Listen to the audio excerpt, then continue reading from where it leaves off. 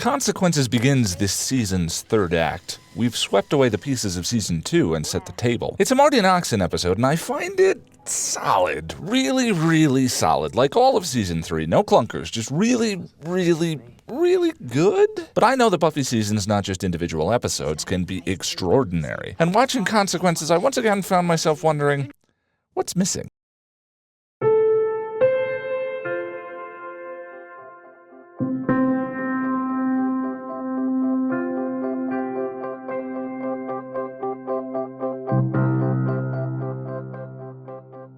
Buffy is plagued by nightmares about Alan's death. I like the juxtaposition in this dream. Buffy is drowning from the guilt over Alan's death, and any attempts she makes to save herself from them are stymied by Faith. And let's not forget, Faith dumped Alan's body in the water. Back in the real world, Alan's body has been discovered. Wesley puts Faith and Buffy on the case of researching Alan's murder, and Cordeila meets Wesley for the first time. Do you teach psychology?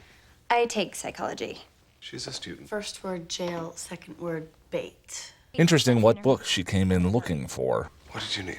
A psych class. Freud and Jung. Buffy pleads with Faith to let them both come clean. Faith, we have to tell. I can't pretend to investigate this. I can't pretend that I don't know. Oh, I see, but you can pretend that Angel's still dead when you need to protect him.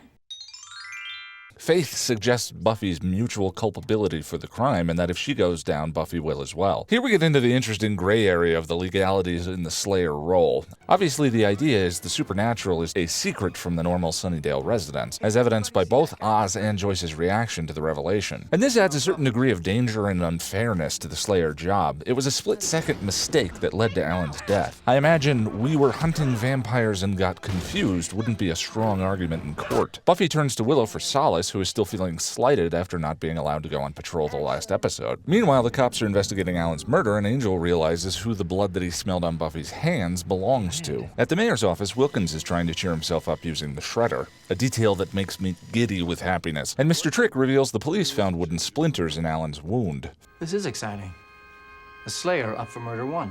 Faith and Buffy break into the mayor's office to investigate Alan. When they do, they hear the mayor discussing things with Mr. Trick, who Buffy met in band candy. Later, Wilkins and Trick discover the two Slayers on video, and the mayor tells Mr. Trick he has to do something. Buffy pleads with Faith to let her talk to Giles one more time, and Faith refuses. Anyways, how many people do you think we've saved by now? Thousands? We help people. It doesn't mean we can do whatever we want. Their conversation is the most philosophically relevant to the season, but let's get back to that. Buffy finds Willow, who misinterprets Buffy's melancholy. After Willow convinces Buffy to talk to Giles, Buffy discovers Faith has beaten her to the punch and blamed the entire affair on her. Giles, no. The first time I watched this scene, I was completely gutted. I'm especially susceptible to drama between Buffy and Giles, and his feigned rage in this scene makes me crumble. It might seem dramatically manipulative that he does this, and I'm always leery of drama that isn't grounded in character or proper motivation. Thing is, as a Slayer, Faith essentially has an Uzi on her at all times, and Giles does not. If he immediately understood that Faith was lying, his playing along most likely prevented a confrontation in this scene, and his unsinkable faith in Buffy makes me treasure their relationship even more. Giles indicates that this is not the first time this has happened to a Slayer. The Slayer is on the front line of a nightly war.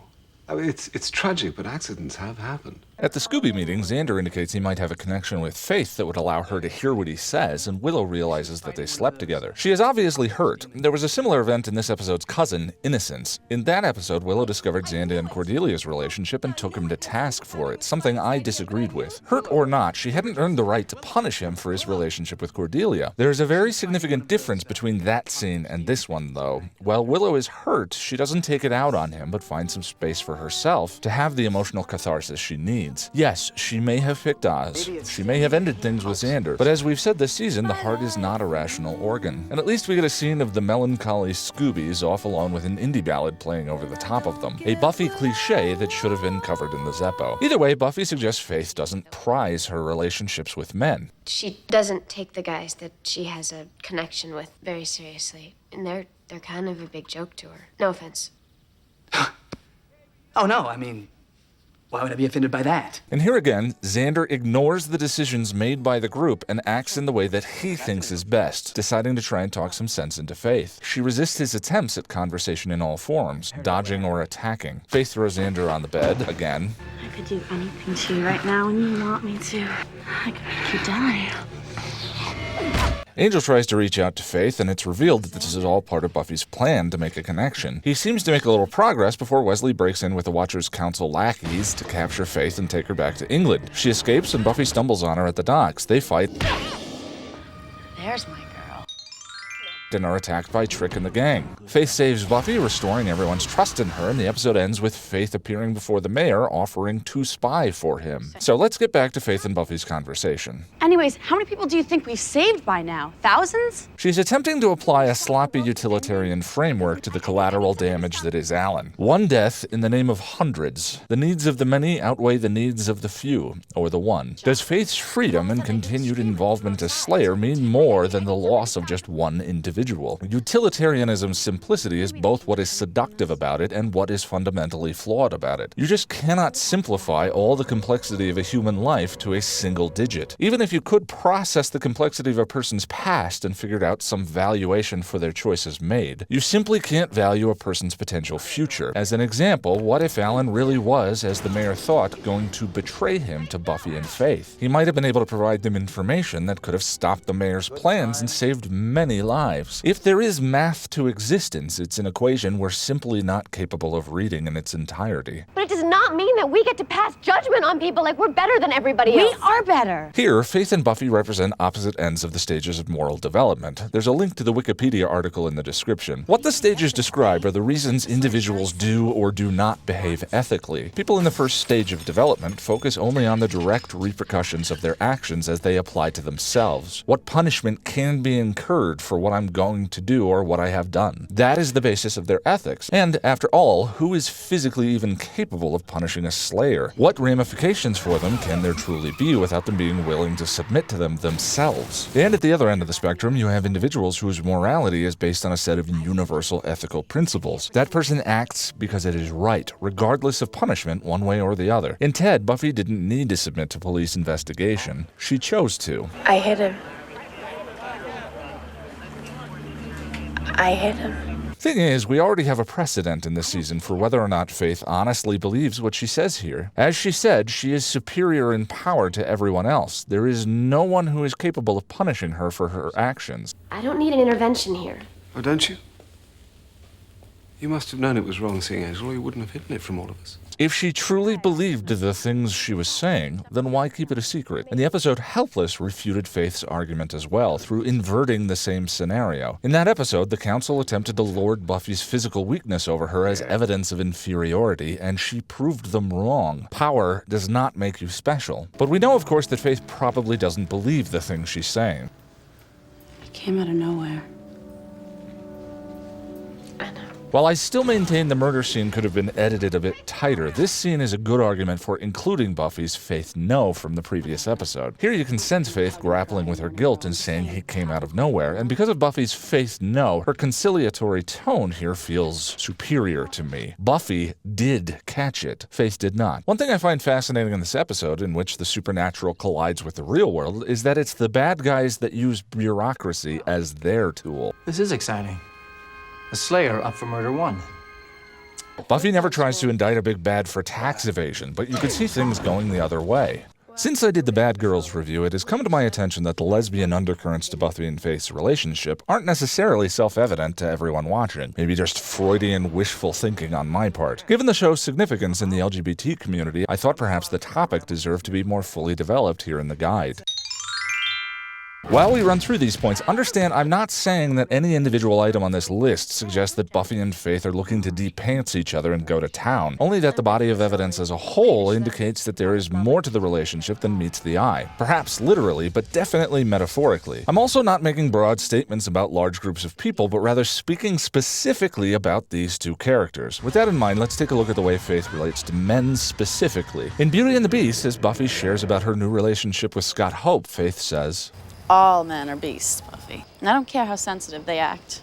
They're all still just in it for the chase. In this quiet conversation between just the two of them, the perspective Faith tries to convince Buffy of doesn't paint Scott Hope, or any man for that matter, as a good source for intimacy, love, and connection. In Revelations, the two of them continue their conversation as Faith shares her own past experiences with men. Ronnie, deadbeat.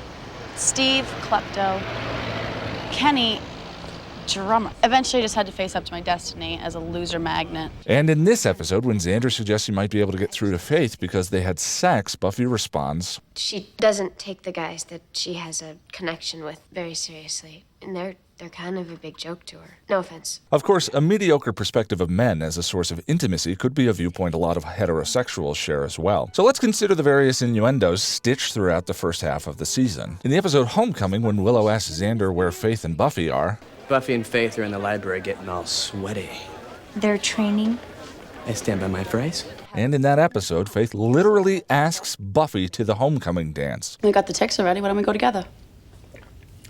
I don't know about that. In Revelations, the gang is sitting around speculating as to the identity of Buffy's mystery boyfriend, and Buffy says, So, are you dating somebody or not? I wouldn't use the word dating, but I am going out with somebody. Yeah, what's up?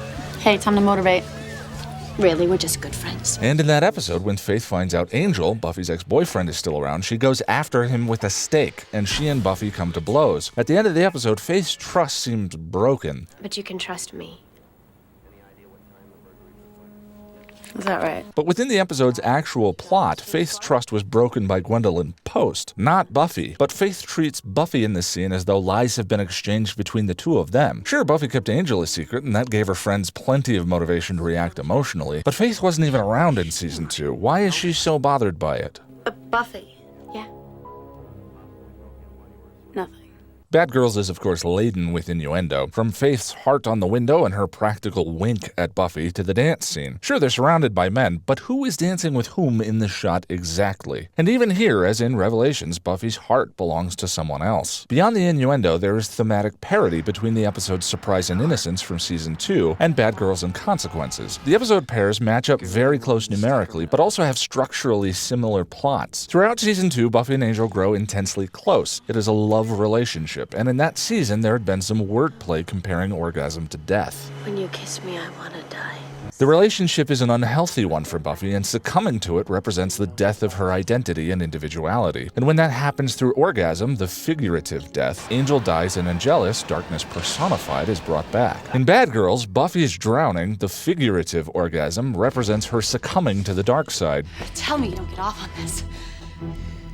Didn't suck. Which leads to Alan's death and the creation of a cold and distant Faith. And in Innocence, Angel betrays Buffy's trust, just as Faith betrays Buffy's in Consequences. There are even tangential relationships between the two episodes, as in Innocence, Willow discovers Xander's relationship with another woman and is hurt. And in Consequences, Willow discovers Xander's relationship with another woman and is hurt. The point is that within this plot structure, Faith is Angel, and by analogy, Buffy's boyfriend. There's my girl.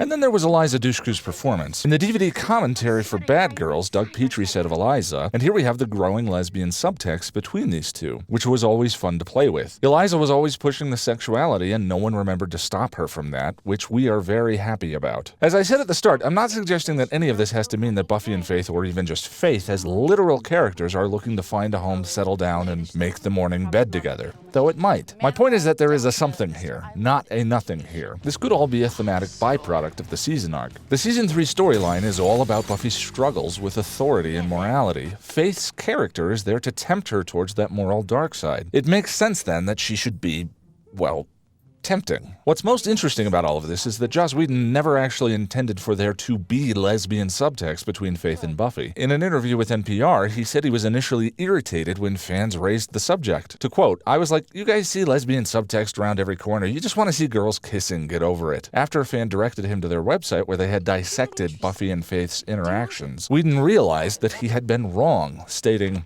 "Everything they said was true. It was all right there." There's a lot more evidence of this dynamic going forward, but little else for me to say about it besides, see, look, there it is, I told you so. Because of that, as those things arise, I'm simply going to ring the subtext bell.